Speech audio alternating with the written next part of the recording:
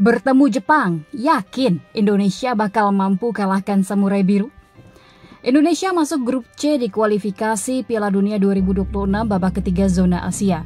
Skuad Garuda bertemu Jepang yang mana Samurai Biru punya rekor oke lawan tim dari ASEAN. Drawing kualifikasi Piala Dunia 2026 babak ketiga zona Asia digelar di markas AFC di Kuala Lumpur, Malaysia pada Kamis 27 Juni 2024.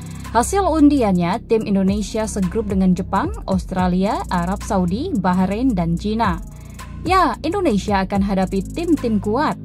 3 tim diantaranya masuk dalam 100 besar ranking FIFA, yakni Jepang di ranking 17 dan Australia di ranking 23 dan juga Arab Saudi di ranking 56. Khususnya Jepang, Samurai Biru pernah membenamkan Thailand dan Vietnam di 2 edisi kualifikasi Piala Dunia babak ketiga sebelumnya.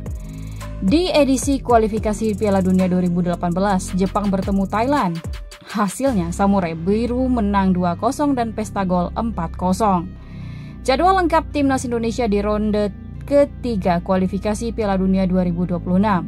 Kualifikasi Piala Dunia 2026 babak ketiga zona Asia akan dimulai pada September mendatang lalu ditutup pada Juni 2025.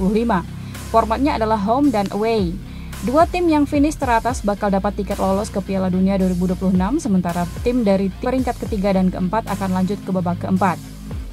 Indonesia akan memulainya dengan menghadapi Arab Saudi pada 5 September. Laga terakhir skuad Garuda adalah hadapi Jepang pada 10 Juni 2025. Jadwal Indonesia di kualifikasi Piala Dunia 2026 babak ketiga zona Asia.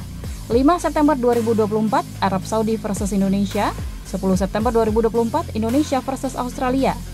10 Oktober 2024 Bahrain versus Indonesia, 15 Oktober 2024 China versus Indonesia, 14 November 2024 Indonesia versus Jepang, 19 November 2024 Indonesia versus Arab Saudi, 20 Maret 2025 Australia versus Indonesia, 25 Maret 2025 Indonesia versus Bahrain, 5 Juni 2025 Indonesia versus China, dan 10 Juni 2025 Jepang versus Indonesia.